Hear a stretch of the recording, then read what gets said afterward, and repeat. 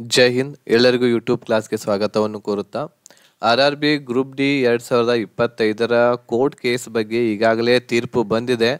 Court ಇರುವಂಥದ್ದು ಈ ಒಂದು ಏನು ಕೇಸ್ ಇತ್ತು ಅದನ್ನು ರಿಜೆಕ್ಟ್ ಮಾಡಿದೆ, ಅದನ್ನು ಡಿಸ್ಮಿಸ್ ಇರುವಂಥದ್ದು ಮಾಡಿದೆ. ಸೊ ಇದರ ಅರ್ಥ ಏನು ಅಂತಂದರೆ, ಮೊದಲೇ ಏನು ಈ ಒಂದು ಕೋರ್ಟ್ದಲ್ಲಿ ಕೇಸ್ ನಡೀತಾ ಇತ್ತು ಅದು ಡಿಸ್ಮಿಸ್ ಆಗಿದೆ. ಇದರ ಅರ್ಥ ಏನು ಅಂತಂದರೆ, ಯಾವ ರೀತಿ ನೋಟಿಫಿಕೇಶನ್ ಬಂದಿತ್ತು RRBದಿಂದ ಅದೇ ನೋಟಿಫಿಕೇಶನ್ ಪ್ರಕಾರ ಈ ಒಂದು ಎಕ್ಸಾಮ್ಗೆ ITI ಮತ್ತು 10th ಇಬ್ರಿಗೂ ಕೂಡ ಅವಕಾಶವನ್ನು ನೀಡಲಾಗುವುದು ಅಂತೇಳಿ ತೀರ್ಪು ಬಂದಿದೆ. ಸೊ ಹಾಗಾಗಿ ಹೈಕೋರ್ಟ್ದಿಂದ ಬಂದಿರುವಂತಹ ಸ್ಟೇನು ಕೂಡ ನಾಳೆ ಅಂತಂದರೆ 13/11/2025ಕ್ಕೆ ಮುಕ್ತಾಯ ಆಗುತ್ತೆ. ಇದಾದಮೇಲೆ ಎಕ್ಸಾಮ್ ಯಾವಾಗ ಅನ್ನೋದನ್ನು ಕೂಡ ನಾವು ಈ ಒಂದು ವಿಡಿಯೋದಲ್ಲಿ ಚರ್ಚೆಯನ್ನು ಮಾಡೋಣ. ಈಗಾಗಲೇ ನಿಮಗೆ ಗೊತ್ತಾಗಿದೆ, ನಾನು ಮೆಸೇಜ್ ಕೂಡ ಹಾಕಿದ್ದೆ ನಮ್ಮ ಟೆಲಿಗ್ರಾಮ್ ಗ್ರೂಪ್ದಲ್ಲಿ ಮತ್ತು ವಾಟ್ಸಪ್ ಚಾನೆಲ್ದಲ್ಲಿ. ಕೋರ್ಟ್ ಕೇಸ್ ಬಂದಿದೆ. ITI ಮತ್ತು 10th ಆಗಿರುವಂತಹ ಅಭ್ಯರ್ಥಿಗಳಿಗೆ ಇಬ್ಬರಿಗೂ ಕೂಡ ಅವಕಾಶವನ್ನು ನೀಡಲಾಗಿದೆ ಈ ಒಂದು ಗ್ರೂಪ್ ಡಿ ಎಕ್ಸಾಮನ್ನು ಬರೀಲಿಕ್ಕೆ ಅಂತೇಳಿ. ಈಗ ಎಕ್ಸಾಮ್ ಯಾವಾಗ ಆಗುತ್ತೆ ಅನ್ನೋದನ್ನ ಬಗ್ಗೆ ಈ ಒಂದು ವಿಡಿಯೋದಲ್ಲಿ ನಾವು ನೋಡ್ತಾ ಹೋಗೋಣ. ಅದಕ್ಕಿಂತ ಮುಂಚೆ RRB ಗ್ರೂಪ್ ಡಿ ಎಕ್ಸಾಮ್ಗೆ ನೀವು ತಯಾರಿಯನ್ನು ನಡೆಸುವಂಥ ಅಭ್ಯರ್ಥಿಗಳು ಇದ್ದರೆ ನಮ್ಮಲ್ಲಿ ಕಂಪ್ಲೀಟ್ ಕೋರ್ಸ್ ಒಂದು ಅವೈಲೇಬಲ್ ಐತಿ ಗ್ರೂಪ್ ಡಿ ಎಕ್ಸಾಮ್ಗೆ ಕನ್ನಡ ಭಾಷೆಯಲ್ಲಿ. ಈ ಕೋರ್ಸ್ದಲ್ಲಿ ನಿಮಗೆ ಎಲ್ಲ ಸಬ್ಜೆಕ್ಟ್ಗಳ recorded classes, PDF notes, mock test, previous year question paper, proper ಆಗಿರುವಂಥ ಗೈಡೆನ್ಸು ಎಲ್ಲನೂ ಕೂಡ ಸಿಗ್ತಾ ಇದೆ. ಓನ್ಲಿ 1500 ರುಪೀಸಲ್ಲಿ ಕಂಪ್ಲೀಟ್ ಪ್ಯಾಕೇಜ್ ಇದೆ. ಇದರಲ್ಲಿ GK, ಮ್ಯಾಥ್ಸ್, ರೀಸನಿಂಗ್ ಮತ್ತು ಸೈನ್ಸ್ ಎಲ್ಲ ಕ್ಲಾಸಸ್ಗಳು ನಿಮಗೆ ರೆಕಾರ್ಡೆಡ್ ಸಿಗ್ತಾ ಇದ್ದಾವೆ. ಹೆಚ್ಚಿನ ಮಾಹಿತಿಗಾಗಿ ನೀವು ನಮಗೆ ವಾಟ್ಸಪ್ ಮೆಸೇಜನ್ನು ಮಾಡಬಹುದು 8861927838 ನಂಬರ್ಗೆ. ಈ ಒಂದು ಕೋರ್ಸ್ಗೆ ಜಾಯ್ನ್ ಆಗಬೇಕಾಗಿತ್ತು ಅಂತಂದರೆ ನಮಗೆ ವಾಟ್ಸಪ್ದಲ್ಲಿ ಗ್ರೂಪ್ ಡಿ 2025 ಅಂತ ನಮಗೆ ಮೆಸೇಜ್ ಮಾಡಿರಿ. ನಾವು ನಿಮಗೆ ಇದ್ರ ಬಗ್ಗೆ ಮಾಹಿತಿ ಕೊಡ್ತೇವೆ. ಆಮೇಲೆ ಜಾಯ್ನ್ ಆಗೋರಿದ್ರೆ ಅಂತಂದ್ರೆ ನಿಮ್ಮ ವಾಟ್ಸಪ್ ನಂಬರ್ಗೆ ಒಂದು ಸ್ಕ್ಯಾನರನ್ನು ಕಳಿಸಿರ್ತೀವಿ. ಆ ಸ್ಕ್ಯಾನರನ್ನು ಬಳಸ್ಕೊಂಡು ಫೀಸ್ ಪೇಡ್ ಮಾಡಿರಿ. ಫೀಸ್ ಪೇಡ್ ಆದಮೇಲೆ ಒಂದು ಸ್ಕ್ರೀನ್ಶಾಟನ್ನು ನಮ್ಗೆ ಇದೇ ನಂಬರ್ಗೆ ಕಳಿಸಿದ್ರಿ ಅಂತಂದ್ರೆ ನಾವು ನಿಮ್ಗೆ ಎಲ್ಲ ಕ್ಲಾಸಸ್ಗಳನ್ನ ನಿಮ್ಮ ವಾಟ್ಸಪ್ ನಂಬರ್ಗೆ ಕಳಿಸಿ ಕೊಡ್ತಾ ಇದ್ದೇವೆ.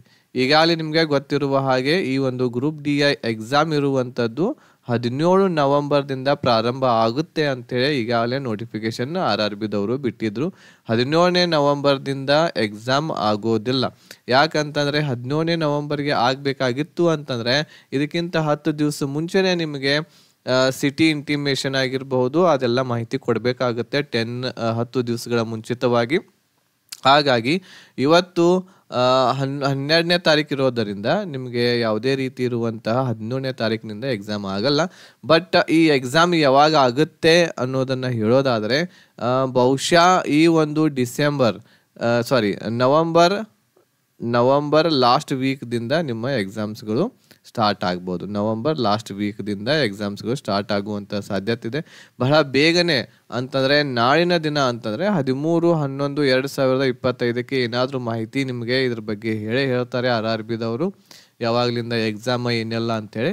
ಸೊ ಹಾಗಾಗಿ ನಿಮ್ಮ ತಯಾರಿನ ಒಳ್ಳೆಯ ರೀತಿಯಿಂದ ನಡೆಸ್ರಿ, ಒಳ್ಳೆಯ ರೀತಿಯಿಂದ ಓದ್ಕೊಡ್ರಿ, ರಿವಿಷನ್ ಮಾಡಿಕೊಡ್ರಿ. ಈಗ ಬಹಳ ಟೈಮ್ ಕಡಿಮೆ ಓದಿದೆ.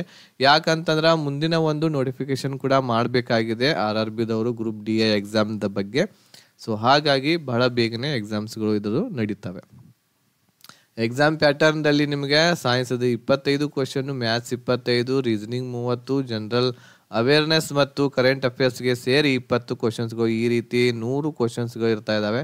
ಸೊ ಒಳ್ಳೆ ರೀತಿಯಿಂದ ಯಾರು ಸೈನ್ಸ್ ಮಾಡಿರ್ತೀರಿ, ಸೈನ್ಸ್ಗೆ ಒಳ್ಳೆ ರೀತಿಯಿಂದ ಓದ್ಕೊಂಡಿರ್ತೀರಿ ಅವ್ರದ್ದು ಖಂಡಿತ ಸೆಲೆಕ್ಷನ್ ಇದರಲ್ಲಿ ಆಗೇ ಆಗುತ್ತೆ. ರೀಸನಿಂಗ್ ಎಲ್ಲರೂ ಮಾಡ್ತಾರೆ. ಆಮೇಲೆ ಕರೆಂಟ್ ಅಫೇರ್ಸು ಮತ್ತು ಜನರಲ್ ಅವೇರ್ನೆಸ್ ಎಷ್ಟು ಮಾಡಿದ್ರು ಕಡಿಮೆನೇ ಇದೆ. ಇದರಲ್ಲಿ ನೀವು 20ರಲ್ಲಿ 10 ಅಂಕಗಳು ತೊಗೊಂಡ್ರೆ ಸಾಕಾಗುತ್ತೆ. ಬಟ್ ರೀಸನಿಂಗ್ದಲ್ಲಿ 28ರವರೆಗೆ ಮಾರ್ಕ್ಸ್ ಎಲ್ಲರೂ ತೊಗೋತಾರೆ.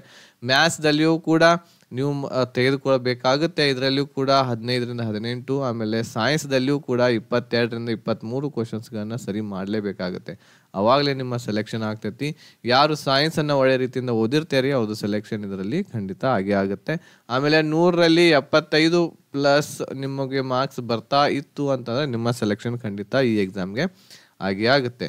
ಸೊ ಇಲ್ಲಿ ನೋಡ್ಬೋದು ನೀವು 12ನೇ ತಾರೀಕಿಗೆ ಇದರ ಒಂದು ತೀರ್ಪು ಹೇಳ್ತಾರೆ ಅಂತ ಹೇಳಿದ್ರು. ಬಟ್ ಇನ್ನೂವರೆಗೂ ಕೂಡ ಇದು ಪೆಂಡಿಂಗ್ ಅಂತ ಹೇಳ ತೋರಿಸ್ತಾ ಇದೆ. ಬಟ್ ಜಡ್ಜ್ ಇರ್ತಕ್ಕಂಥವ್ರು ಹೇಳ್ಯಾರೆ. ಸೊ ಈ ಒಂದು ಕೇಸ್ ಇರ್ತಕ್ಕಂಥದ್ದು ಡಿಸ್ಮಿಸ್ ಮಾಡಲಾಗಿದೆ. ಅಂದರೆ ಇದರ ಮುಂದೆ ಏನು 10th ಮತ್ತು 10th ವರ್ಸಸ್ ITI ಏನು ಕೇಸ್ ನಡೀತಾ ಇತ್ತು, ಇದನ್ನು ಡಿಸ್ಮಿಸ್ ಮಾಡಲಾಗಿದೆ. ಇದರ ಅರ್ಥ ಏನು ಅಂತಂದರೆ, ನೋಟಿಫಿಕೇಶನ್ದಲ್ಲಿ ಯಾವ ರೀತಿ ಹೇಳಿದ್ದಾರೆ, 10th ಅಥವಾ ITI ಆಗಿರ್ತಕ್ಕಂತಹ ಎಲ್ಲರೂ ಅಪ್ಲಿಕೇಶನ್ ಸಲ್ಲಿಸ್ಬೋದು ಅಂತೇಳಿ. ಸೊ ಹೀಗೇನೆ ಇದು ಮುಂದುವರಿಯುತ್ತೆ. ಅಂದರೆ 10th ಕೂಡ ಎಕ್ಸಾಮ್ ಬರಿಬೋದು, ITIದವರು ಕೂಡ ಎಕ್ಸಾಮ್ ಬರಿಬೋದು. ಈಗ 2026ರಲ್ಲಿ ಏನು ವೇಕೆನ್ಸಿಗಳು ಬರ್ತಾವೆ ಅವಾಗ ನೋಟಿಫಿಕೇಶನ್ದಲ್ಲಿ ಇದೇ ರೀತಿ ಸೇಮನೇ ನೋಟಿಫಿಕೇಶನ್ ಬರುತ್ತೆ. ಅವಾಗಲೂ ಕೂಡ ನೀವು 10th ಆಗಿರುವಂತಹ ಅಭ್ಯರ್ಥಿಗಳು ಎಕ್ಸಾಮನ್ನು ಬರೀಬಹುದು. ಹಾಗಾಗಿ ಈಗಲೇ ಇವತ್ತಿನಿಂದಲೇ ನೀವು ಎಕ್ಸಾಮ್ಗೆ ತಯಾರಿನ ನಡೆಸ್ರಿ. ಬಹಳ ಬೇಗನೆ ಇವು ಎಕ್ಸಾಮ್ ಆಗ್ತಾವೆ, ಮತ್ತೆ ಬಹಳ ಬೇಗನೆ ಹೊಸ ವೇಕೆನ್ಸಿಗಳು ಬರ್ತವೆ. ಸೊ ಹಾಗಾಗಿ ಈ ಒಂದು ಎಕ್ಸಾಮ್ಗೆ ತಯಾರಿಯನ್ನು ನಡೆಸುವಂಥವ್ರು ನಮ್ಮಲ್ಲಿ ಏನು ಒಂದು ಬ್ಯಾಚ್, ಒಂದು ಕೋರ್ಸ್ ಇದೆ, ಈ ಕೋರ್ಸ್ದಿಂದ ನೀವು ತೆಗೆದುಕೊಂಡು ನಿಮ್ಮ ತಯಾರಿಯನ್ನು ಒಳ್ಳೆಯ ರೀತಿಯಿಂದ ಮಾಡ್ಬೋದು. Okay, right. ಸೊ ಮತ್ತೆ ಏನಾದರೂ ಡೌಟ್ಸ್ಗಳಿದ್ರೆ ನೀವು ನನಗೆ ಕಮೆಂಟ್ ಮಾಡಬಹುದು. ಈ ಒಂದು ನಮ್ಮ ವಾಟ್ಸಪ್ ಮೆಸೇಜ್ ಮಾಡಬಹುದು ಅಥವಾ ಕಮೆಂಟ್ ಮಾಡಿರಿ ಈ ವಿಡಿಯೋದಲ್ಲಿ, ನಾನು ಅದಕ್ಕೆ ಆನ್ಸರ್ ಹೇಳ್ತೀನಿ ಅಂತ ಹೇಳ್ತಾ ಎಲ್ಲರಿಗೂ ಶುಭವಾಗಲಿ. ಎಲ್ಲರೂ ಒಳ್ಳೆ ರೀತಿಯಿಂದ ಸ್ಟಡಿ ಮಾಡಿರಿ. ಎಲ್ಲರಿಗೂ ಧನ್ಯವಾದಗಳು.